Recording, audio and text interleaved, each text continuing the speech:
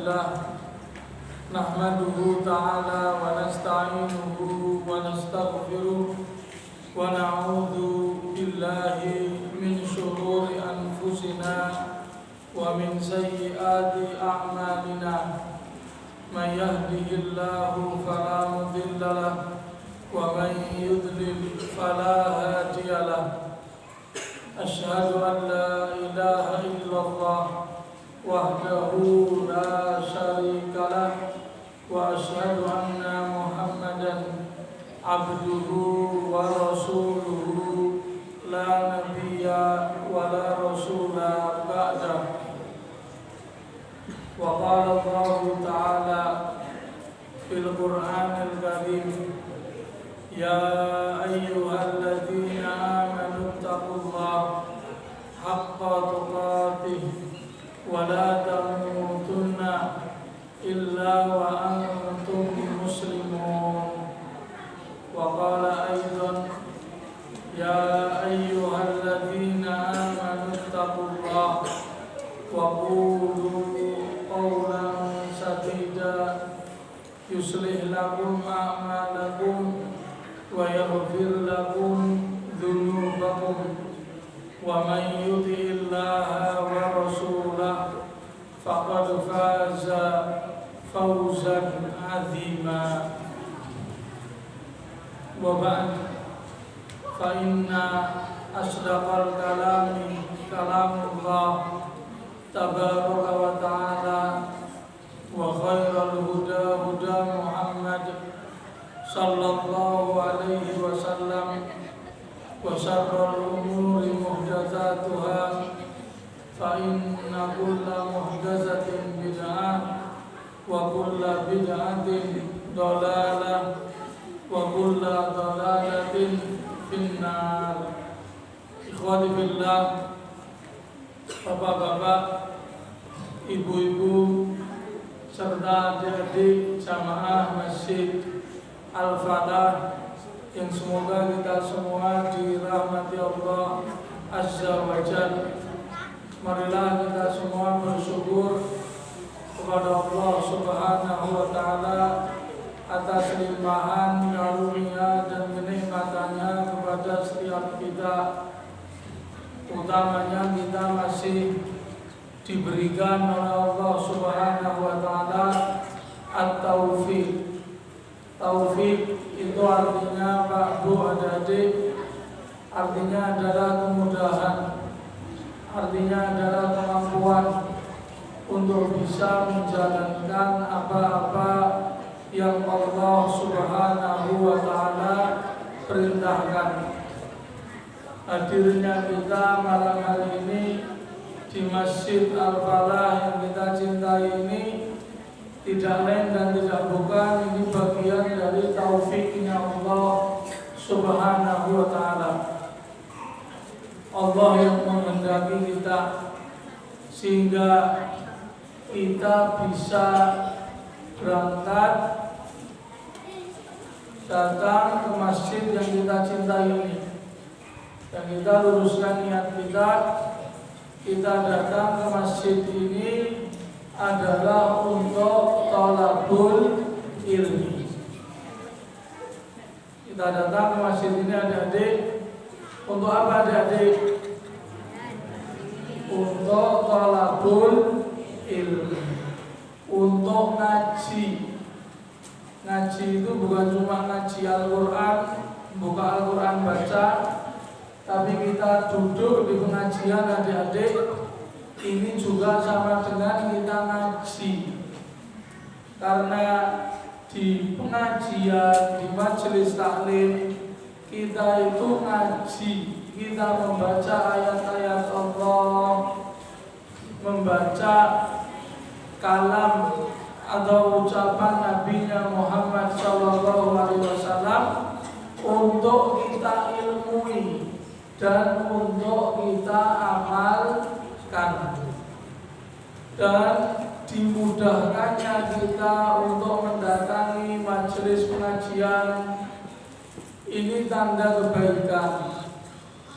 Rasulullah SAW beliau bersabda, man yuridillahu bihi khairan yufaqihu fiddin. Siapa saja yang Allah Subhanahu wa taala kehendaki ada pada dirinya kebaikan, maka Allah akan memahamkannya urusan agama. Caranya bagaimana? Dijadikan kita itu mudah mendatangi majelis ilmu, mudah mendatangi majelis taklim. Ini berarti Allah Ta'ala, bapak-bapak, ibu-ibu, adik-adik menginginkan kebaikan untuk kita. Wajib bagi kita untuk bersyukur. Dan tujuan daripada pengajian itu apa Pak Bu, adik-adik? Tujuannya saya kasih tahu. Tujuannya itu satu. Ayyan wiya raf'al jahli an nafsihi wa an ghairihi. Kalau saya terjemahkan, tujuannya itu adalah untuk mengangkat kebodohan dari diri kita dan dari orang lain. Jadi supaya kita tuh dapat ilmu, kita jadi pinter, bodohnya kita bisa terkikis, bisa hilang sedikit demi sedikit dengan kita duduk di majelis ilmu. Kita akan menjadi manusia yang mulia di sisi Allah dengan ilmu yang kita miliki dan yang kita amalkan. Jadi Pak, Bu, adik-adik, bedanya apa? Orang bodoh sama orang pintar itu. Bedanya apa kira-kira? Apa sih? Mau jawab tadi? Oh, Masya Allah. Kalau pintar bisa ngerjain soal. Ini kalau di kelas ini ya. Ya betul. Betul, pintar bisa nggarap. Nggarap bisa mengerjakan. Itu betul pintar. Dia punya ilmu, ilmunya dipakai buat garap soal. Ini kalau versi anak-anak. Kalau versi kita yang dewasa, apa Pak Bu? Ibu-ibu mau jawab boleh. Kalau versi kita yang sudah dewasa, bukan lagi kita di dunia anak-anak, ya ilmu itu refleksinya amalan, sama keterangannya anak kecil. Masya Allah, namanya siapa dek? Hasan, barakallahu fiik. Sama kayak jawabannya dek Hasan. Ilmu kita tahu dipraktekkan, dan itulah amalan adalah yang membedakan orang bodoh sama orang pintar. Makanya orang kalau dia berilmu atau pintar tapi dia tidak mau mengamalkan, tidak ada bedanya antara dirinya dengan orang yang bodoh. Jadi bedanya itu cuma satu Pak Bu, adik-adik. Amal. Ketika kita memiliki ilmu, kita mau mengamalkannya, maka itu tandanya ilmu yang bermanfaat. Nah, ini yang kita minta kepada Allah Subhanahu wa taala di setiap pagi hari. Di antara doa yang kita baca setelah kita selesai dari melaksanakan sholat subuh, apa yang kita baca? Yang kita baca adalah Allahumma inni as'aluka ilman nafi'ah wa rizqan thayyiban wa amalan mutaqabbalan. Ya Allah, aku memohon kepadamu ilman nafi'an, ilmu yang bermanfaat. Aku memohon kepadamu ya Allah ilmu yang bermanfaat, wa rizqan thayyiban, dan rizki yang thayyib, rizki yang halal, wa amalan mutaqabbala, dan amalan yang engkau terima, dan amalan yang engkau terima. Jadi ini doa yang dibaca Nabi kita Muhammad Sallallahu Alaihi Wasallam setiap kali beliau selesai dari mengerjakan sholat subuh. Biasa dilakukan Rasulullah setelah sholat subuh itu, lalu beliau itu duduk di tempat beliau sholat. Beliau tidak beranjak dari tempat duduknya sampai matahari itu terbit. Sampai matahari terbit. Apa yang dilakukan Rasulullah? Beliau duduk di tempat beliau sholat, beliau berzikir kepada Allah Subhanahu wa ta'ala. Beliau berzikir kepada Allah Subhanahu wa ta'ala.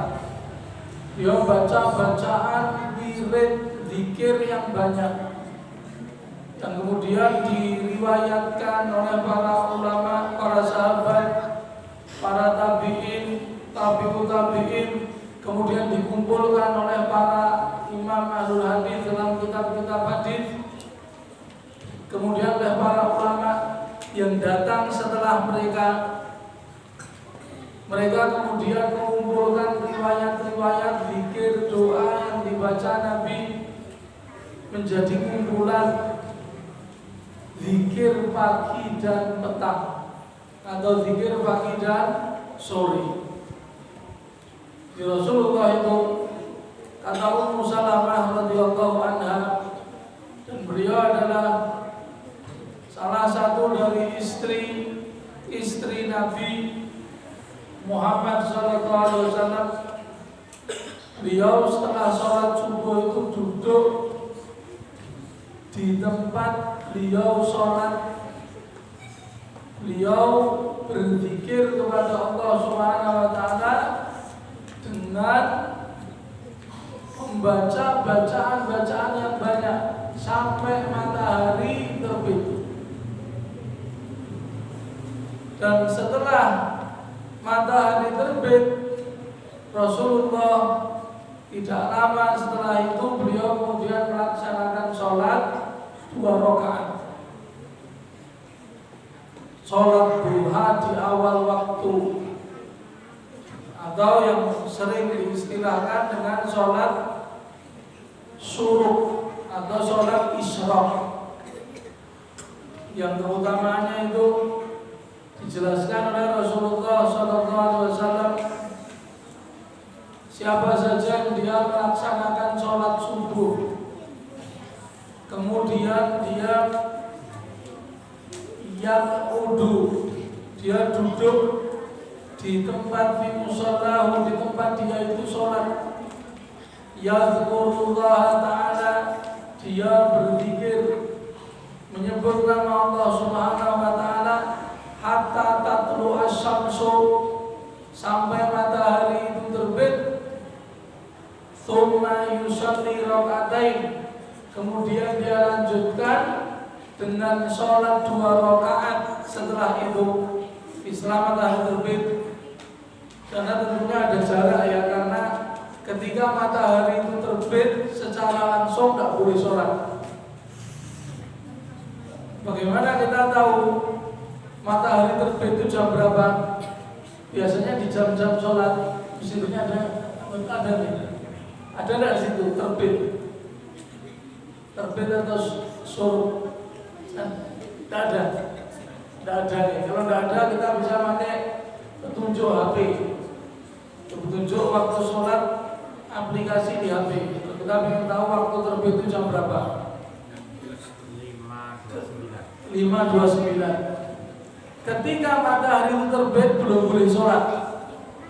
Sholat itu setelah apa?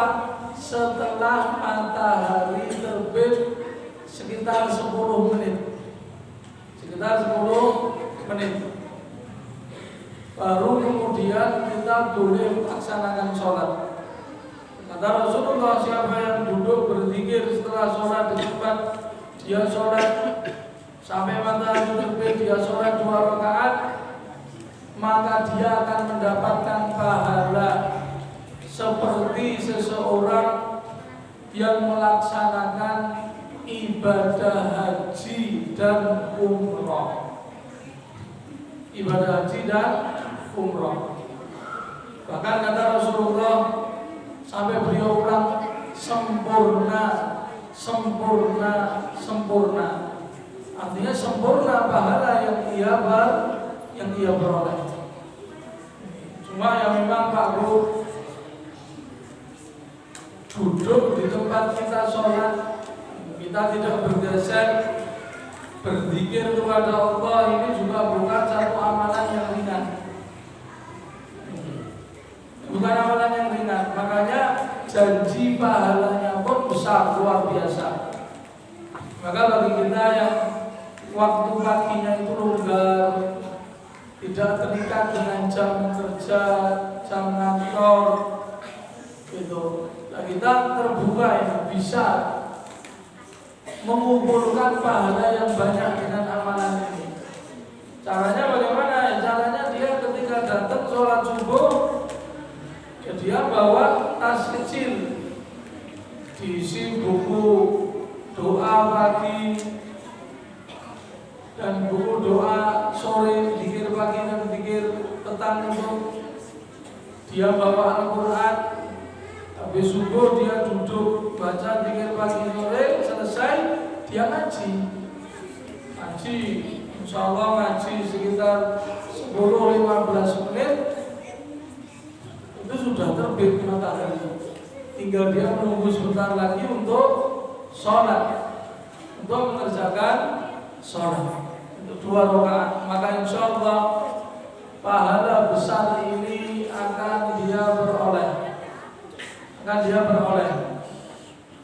Dan kata Ummu Salamah, di antara yang Rasulullah baca adalah bacaan yang tadi saya sampaikan, Allahumma inni as'aluka ilman nafi'an wa rizqan thayyiban wa amalan mutaqabbalan. Ya Allah, aku memohon kepadamu ilmu yang bermanfaat, rizki yang thayyib, yang halal, wa amalan mutaqabbalah, dan amalan yang engkau terima. Ini diantara yang beliau selalu baca di waktu pagi. Dari riwayat Ummu Salamah ini, ya Bapak, Ibu-ibu, adik-adik rahimahumullah, apa pesan atau apa pelajaran-pelajaran yang bisa kita ambil? Yang bisa kita ambil diantaranya bahwasanya waktu pagi itu adalah waktu yang berbarokah. Barokah waktu pagi itu luar biasa, waktu subuh. Dan arti daripada barokah itu adalah an-numuwu wa ziyadah, tumbuh, bertambah, berkembang. Itu arti daripada barokah. Dan waktu subuh, waktu pagi itu waktu yang barokah. Waktu yang barokah. Mau kita gunakan untuk aktivitas apa saja, aktivitas kebaikan, maka itu akan membuahkan banyak kebaikan yang dia beroleh. Rasulullah SAW Beliau bersabda dalam hadis beliau yang sahih, "Bakiru fa inna barakata ummati fi bumuriha." Berbagi-bagilah kalian, karena sesungguhnya berkahnya umatku itu ada di waktu pagi. Karena sesungguhnya keberkahan umatku itu ada di waktu pagi. Di dalam hadis yang lain Rasulullah itu bahkan mendoakan, berdoa kepada Allah, Allahumma barik ummati fi bukuriha. Ya Allah, berkahilah umatku di waktu paginya. Di waktu paginya. Maka pagi itu akan berkah. Pak Guru mau diisi dengan ibadah, insya Allah kita meluangkan waktu, kita bisa zikir, bisa ngaji sebanyak-banyak di waktu pagi. Kalau mau di pondok-pondok tahfidz itu pada subuh mereka wajib ngapalin Quran, karena itu waktu-waktu pas buat mereka ngapalin Al-Quran, buat mereka murojaah hafalan dan setoran. Itu di waktu pada subuh, waktu yang sangat-sangat barokah. Ini kalau kita bicara ibadah. Dan tadi sudah saya sampaikan ya, berkahnya sholat subuh berjamaah dan duduk berzikir dilanjutkan sholat 2 rakaat, itu pahalanya seperti haji dan umroh. Tapi para ulama menjelaskan, Pak Bu, adik-adik, bukan berarti ini menggugurkan kewajiban haji dan umroh, bukan. Tetapi pahalanya itu seperti haji dan umroh yang sifatnya itu sunnah. Karena kewajiban itu tidak bisa digantikan dengan amalan sunnah. Berarti rasa mbah kaji, wis dikir wae benda subuh masjid, wis aku ngrungokne pahala kaji saoke-oke, bukan itu maksudnya. Kalau Anda mampu, Anda diberi sama Allah Ta'ala keluasan rizki, kesehatan fisik, maka kewajiban haji dan umroh itu tidak gugur dari antum yang mendapatkan nikmat itu. Ini khatibillah barakallahu fikum. Di pahala haji dan umroh itu real, benar. Tetapi itu nilainya adalah haji dan umroh yang sunnah, bukan yang fardu atau wajib. Ini kalau kita bicara ibadah, aspek akhirat. Bagaimana kalau ke dunia? Dunia juga sama.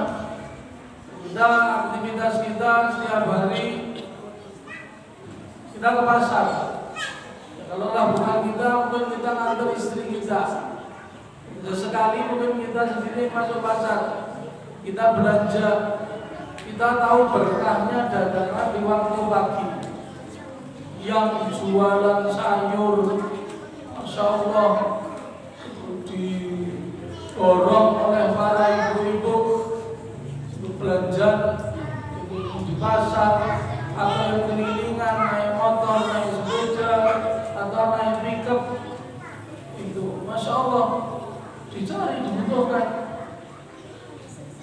Belum lagi yang jual lampuhan pagi-pagi, itu juga dirubung sama masyarakat yang sarapan. Berkahnya waktu pagi. Dan dibalik aktivitas tijarah, jual beli, di sana ada keberkahan yang tinggi.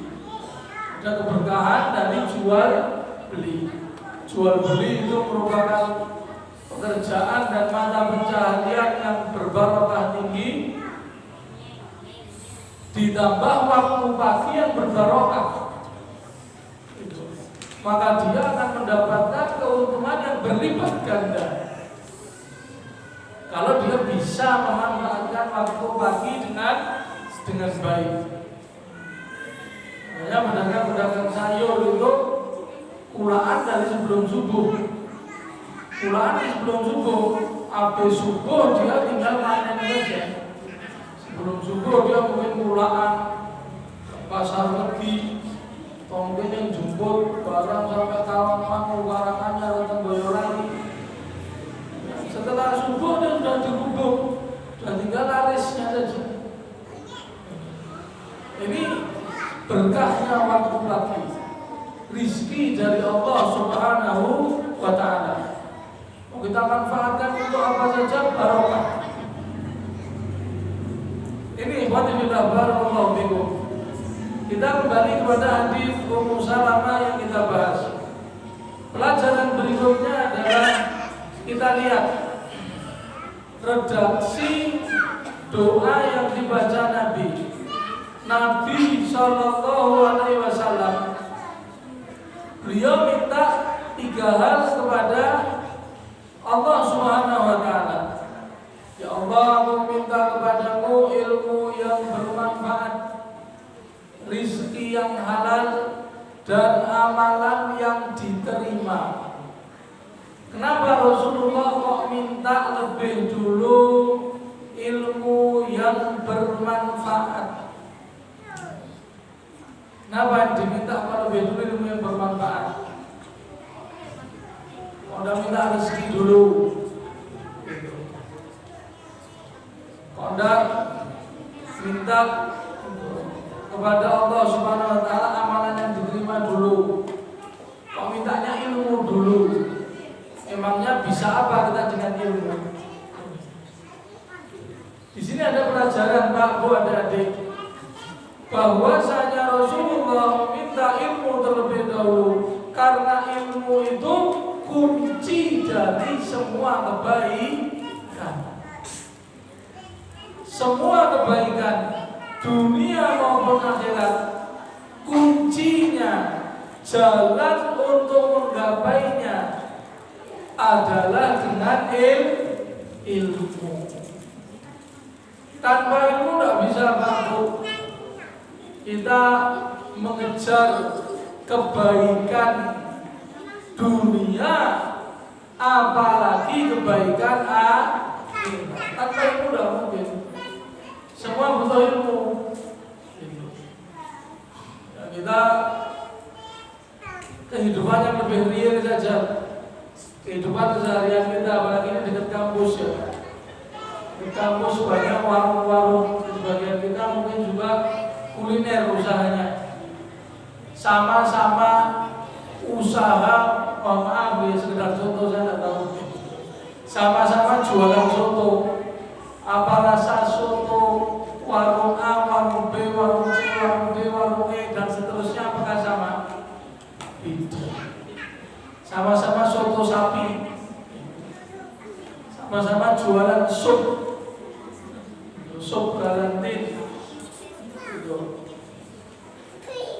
sop matahari, sama-sama mungkin dagangannya, apakah rasanya sama? Beda.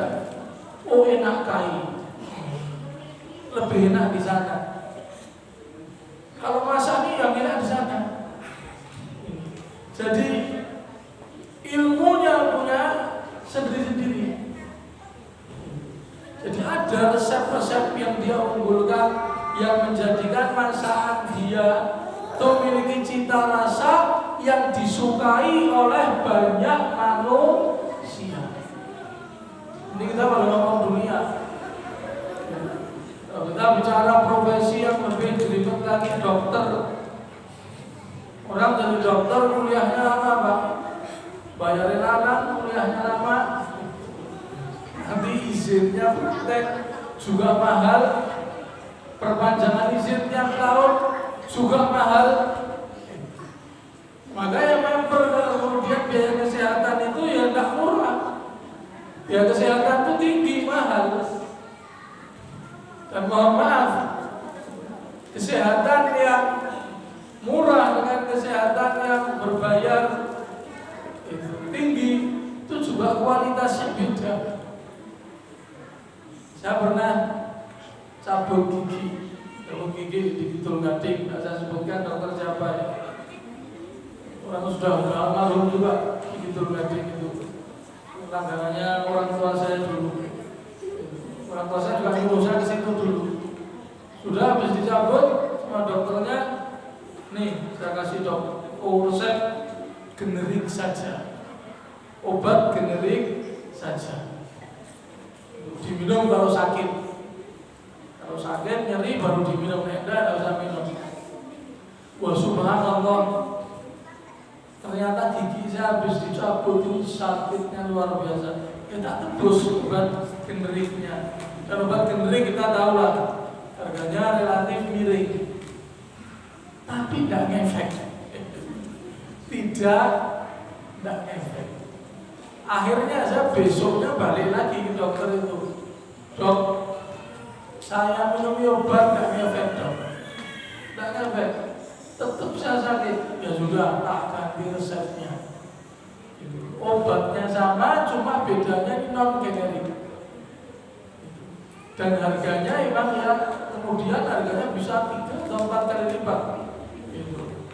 Begitu saya minum satu, subhanallah, hilang keluhan saya. Kita jadi pikir, obat yang pertama ini gandum, yang kedua ini betul-betul obat atau bagaimana? Jadi, ikhwati fillah barakallahu fikum, ilmu ini balik kepada hadis tadi. Ilmu ini dia ada kunci. Kita pengen mendapatkan rizki yang thayyib, rizki yang halal, kuncinya ya ilmu. Kita kepengen amalan diterima, kuncinya juga ilmu. Tanpa ilmu tidak bisa kita mendapatkan itu semua. Kuncinya sekali lagi ilmu. Maka ikhwati fillah barakallahu fikum. Dan kenapa yang diminta 3 hal ini? Karena 3 hal ini adalah yang menjadi aktivitas perhatian kita di dalam kehidupan kita sehari-hari.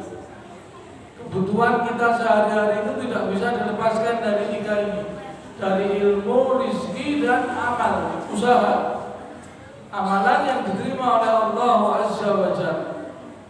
Dan memohon 3 hal ini kebaikan dunia dan kebaikan akhirat. Ikhwati billah, bapak-bapak, ibu-ibu, hadirin rahimakumullah. Apa yang dimaksud dengan ilmu yang bermanfaat? Ilmu yang bermanfaat itu apa? Ilmu yang bermanfaat, kata Al-Imam Ibnu Rajab Al-Hambali, salah seorang ulama ahlul hadis yang hidup di abad 6. Imam Ibnu Rajab itu menjelaskan ilmu yang bermanfaat itu ditinjau dari 2 hal. Yang pertama ditinjau dari ilmunya itu sendiri. Yang kedua ditinjau dari pengaruhnya pada pemiliknya.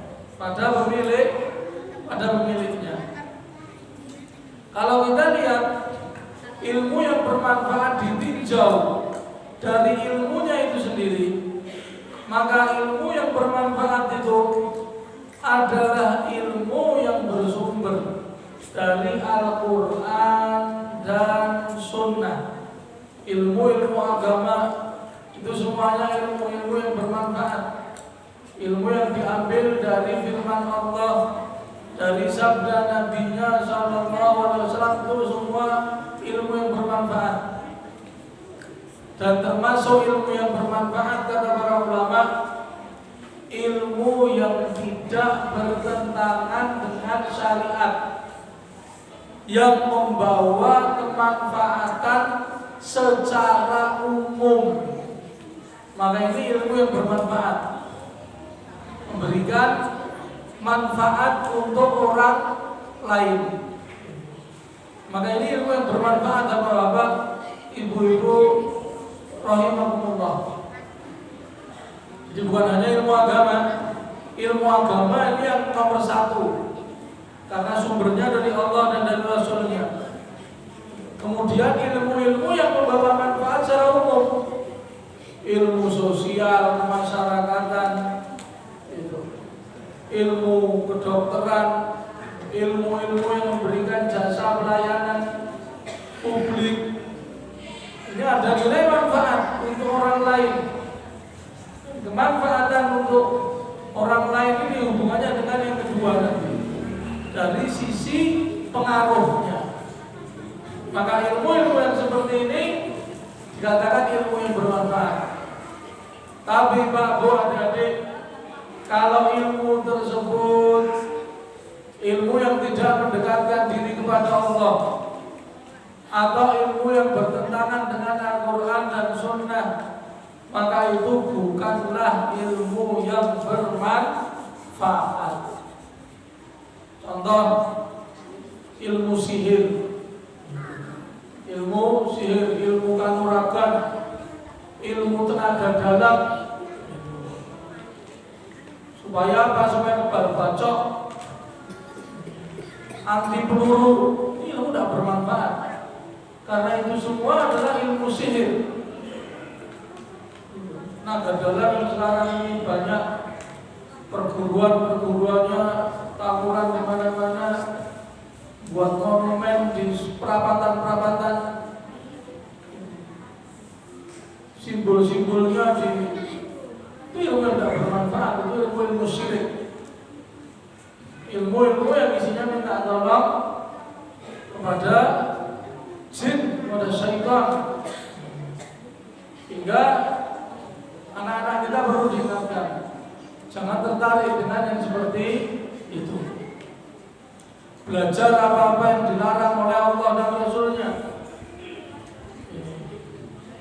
Seperti anak-anak kemudian belajar, mohon maaf, belajar musik, band, itu tidak ada manfaatnya, karena sudah dilarang dalam agama ini. Yang putri nari, joget, belajar apa, breakdance, apa istilahnya itu, yang perempuan senam aerobik, itu bayar mahal. Apa hukumnya? Hukumnya haram. Olahraga di rumah yang tertutup. Jadi ini ikhwati fillah barakallahu fikum, ini ilmu yang bermanfaat ditinjau dari ilmu itu sendiri. Di sana ada ilmu yang benar, ada ilmu yang salah. Karena kita hidup ini sudah ada pakemnya. Tinggal kita mau melihat pada pakem aturannya atau tidak. Tinggal kita jalanin. Yang kedua, ilmu bermanfaat itu adik-adik, tinjauannya dari manfaatnya pada diri sendiri dan orang lain. Ilmu bermanfaat itu kalau dia bermanfaat pada pemiliknya. Artinya mohon maaf, termasuk saya di sini, mungkin di majelis ini, mungkin saya harus menuduh diri saya sendiri. Saya ini jangan hanya bisa bicara, tapi saya tidak bisa ngamalkan. Saya besok akan dituntut sama Allah SWT. Semua kita. Kalau bapak-bapak sebagai kepala keluarga, ya di ruang lingkup bapak-bapak sendiri di rumah tangga. Kita punya amanah masing-masing, punya ruang amanah masing-masing. Kita yang terjun di dunia dakwah juga ada amanah besar dari sisi Allah Ta'ala besok. Ketika ilmu yang kita miliki tidak mendatangkan kebaikan pada diri kita, itu berarti ilmumu tidak bermanfaat. Ilmumu sia-sia. Ilmu yang tidak membuahkan takut sama Allah, itu ilmu yang sia-sia. Tambah pinter, titelnya berderet, kok malah korupsi.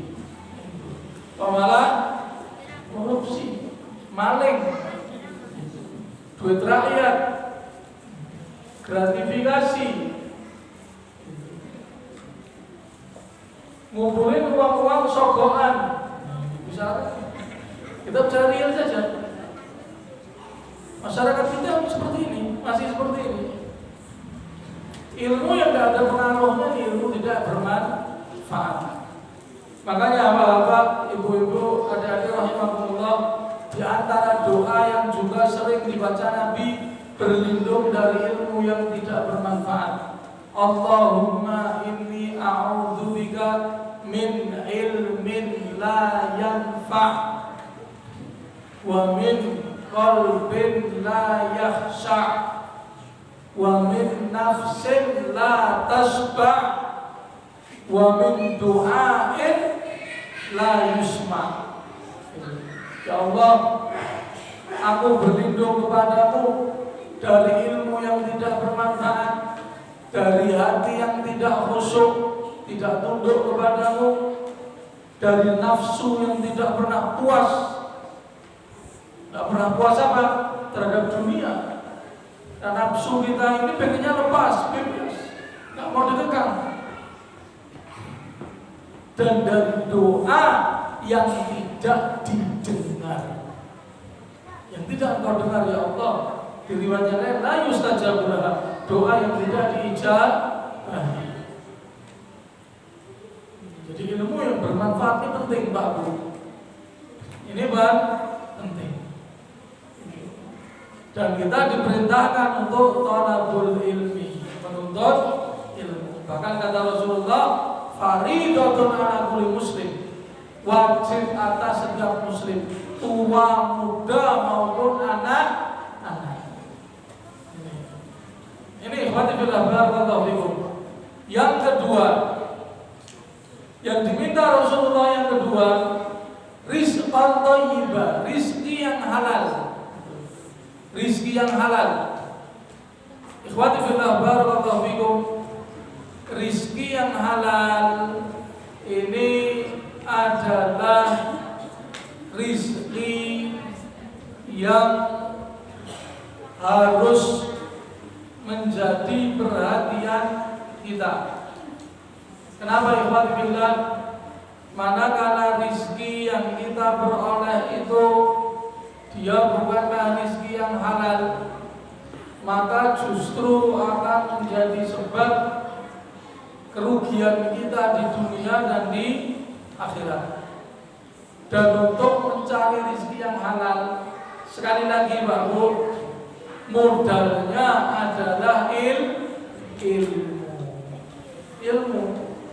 Karena kalau kita tidak punya ilmu, di masa kita ini kita akan terjatuh pada jual beli yang terlarang.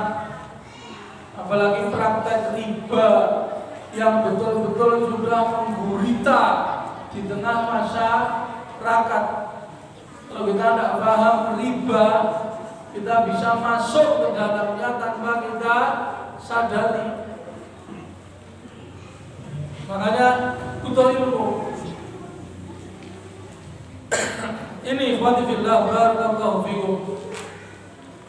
Apa akibatnya dari mengkonsumsi rizki yang tidak halal, rizki yang haram? Akibatnya masuk neraka.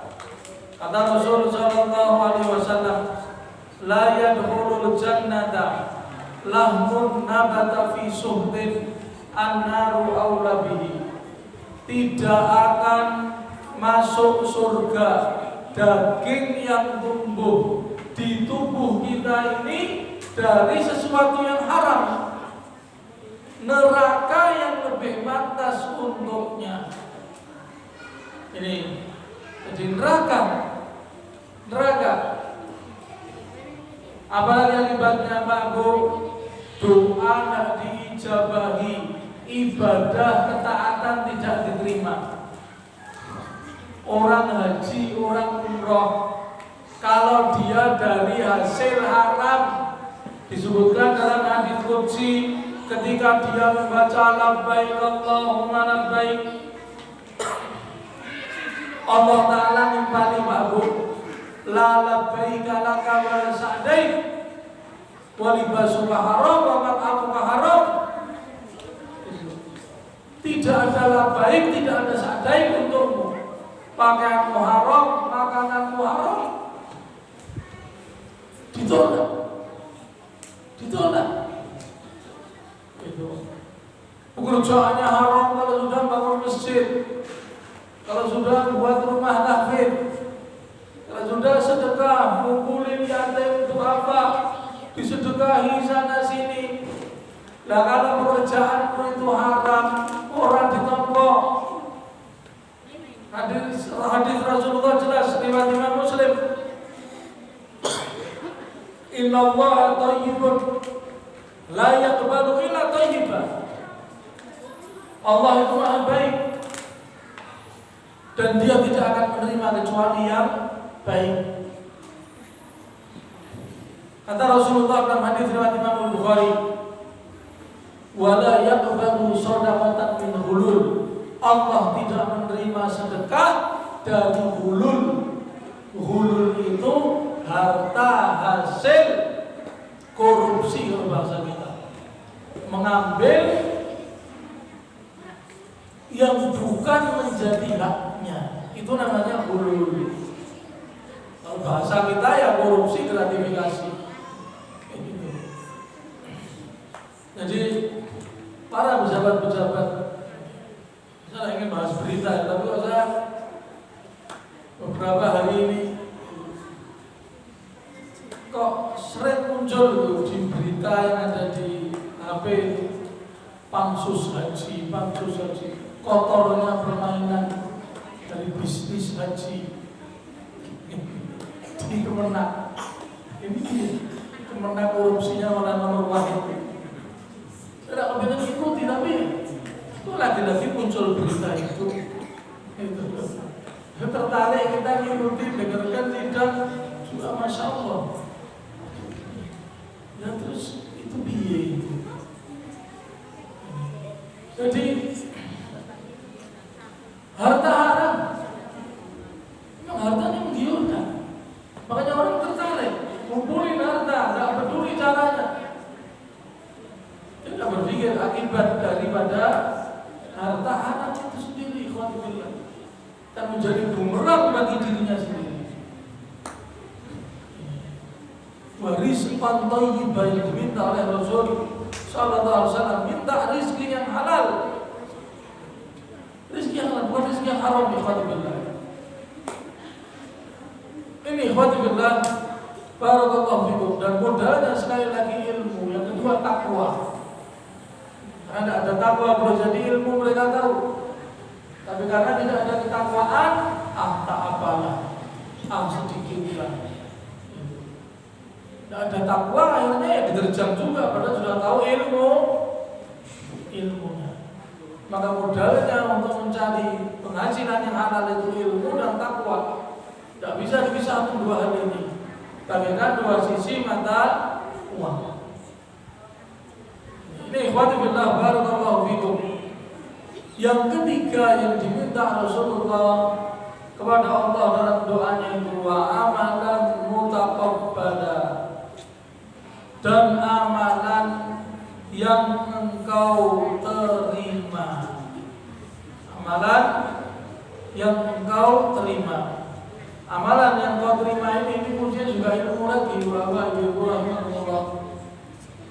Karena amalan yang diterima itu amalan yang sesuai contoh petunjuk dari Rasulullah sallallahu alaihi wasallam. Bahasa gampangnya ada dalilnya. Dan dilakukan di atas keikhlasan. Manakala amalan tersebut tidak ikhlas, ketika dilakukan itu untuk mencari dunia atau untuk mencari tujuan-tujuan yang lain, yang ditujukan untuk selain Allah Subhanahu wa taala, yang ditujukan untuk jin, untuk syaitan, untuk demit, untuk sing baroksa, dan dia lakukan amalan tersebut tidak sesuai petunjuk Nabi, maka akan menyebabkan amalan tersebut tertolak. Jangan sampai ikhwanillah kita capek di dunia tapi tidak ada nilainya di akhirat. Ingat selalu sabda Nabi kita Muhammad sallallahu alaihi wasallam, man amila amalan laisa alaihi amruna fahuwa raddun. Barang siapa yang mengamalkan amalan yang tidak ada perintah dari kami, maka akan tertolak. Maka bagus pengajian sebulan sekali ini, tapi setidaknya harus ada pengajian rutin setiap pekan, bahas misalkan masalah fikih, itu fikih ibadah, lanjutkan fikih muamalah, supaya kita ini tahu bagaimana kita bisa mengamalkan baik itu ibadah atau muamalah kita di atas petunjuk dan bimbingan Nabi Sallallahu Alaihi Wasallam. Jika semua capek, letih, itu dan harta yang kita keluarkan ini semua berpahala, akan kembali kepada kita besok di akhirat. Tapi kalau tidak sesuai petunjuk Nabi, ngoyo-woronya kita capek, letih, dan duit yang kita korbankan nol pahala di sisi Allah. Ini mungkin bapak-bapak, ibu-ibu, adik-adik rahimahullah, tazkirah dari saya dan untuk saya pribadi dan untuk bapak-bapak, ibu-ibu rahimahullah, membahas hadis dari Ummu Salamah, minta kepada Allah 3 hal setelah sholat subuh. Apa nama boten nggih? Bapak Ibu, coba ngikuti saya. Allahumma inni as'aluka ilman nafi'an wa rizqan thayyiban wa amalan mutaqabbalan. Sekarang rada panjang. Allahumma inni as'aluka ilman nafi'an wa rizqan thayyiban wa amalan mutaqabbalan. Sekarang panjang. Allahumma inni as'aluka ilman nafi'an wa rizqan thayyiban wa amalan mutaqabbalan. Allahumma inni as'aluka ilman nafi'an wa rizqan thayyiban wa amalan mutaqabbalan.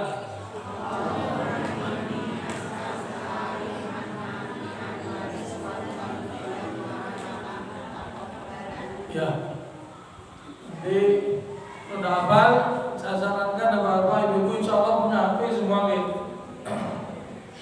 Nyari di Android HP kita itu aplikasi yang gampang nyarinya. Apa doanya? Aplikasi apa doanya? Atau kalau di masjid ini ada grup WA, nanti biar dikirimi sama takmir masjid doanya untuk bisa diamalkan. Ini doa yang indah kita minta di awal kita memulai hari setelah kita selesai melaksanakan sholat subuh. Mungkin ada yang mau bertanyakan, monggo silakan.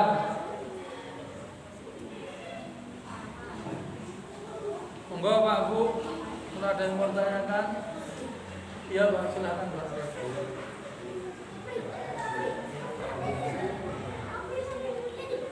Saya enggak dengar Pak, yang keras sedikit.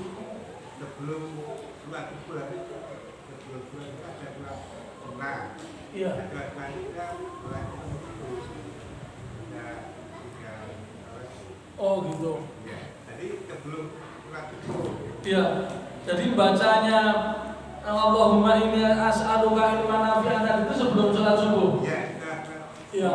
Secara asal Pak. Secara asal tidak apa-apa, oh ini doa yang baik. Secara asal tidak apa-apa, doa yang baik. Misalkan saya baca doa ini ketika saya sedang sujud. Ketika saya sedang sujud di waktu sholat subuh misalkan, karena misalkan saya sebagai makmum, imamnya kebetulan sholatnya lama, setelah saya selesai membaca Subhana Rabbiyal A'la 3 kali, masih ada waktu luang, saya baca itu Allahumma inni as'aluka ilman nafi'an wa rizqan thayyiban wa amalan mutaqabbalan. Boleh enggak? Boleh, karena memang sujud waktunya doa. Silahkan berdoa dengan doa-doa apa saja yang kita ketahui. Dan doa yang paling bagus, doa-doa yang diajarkan Nabi. Itu. Jadi misalkan setelah tahiyat imamnya tidak segera salam, kita berdoa, kita baca doa itu boleh, Pak. Jadi tidak ada masalah, insya Allah membaca doa ini secara umum pada waktu-waktu kita berdoa secara umum. Akan tetapi jangan kita lewatkan juga untuk tetap membacanya setelah sholat subuh. Jadi tidak apa-apa, misalkan kita sebelum subuh kita sudah baca, baru subuhan baca lagi, tidak ada masalah. Semakin banyak kita minta, insya Allah semakin banyak Allah Ta'ala mengabulkan permohonan kita. Itu jawaban saya, Pak. Wallahu a'lam. Yang lain mungkin monggo Pak Bu.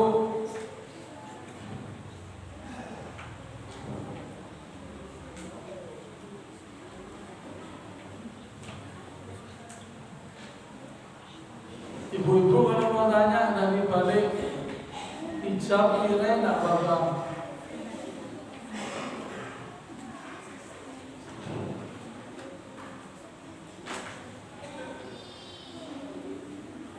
Kalau belum ada pertanyaan, mudah-mudahan materi yang saya sampaikan di kesempatan malam hari ini bermanfaat untuk kita semua.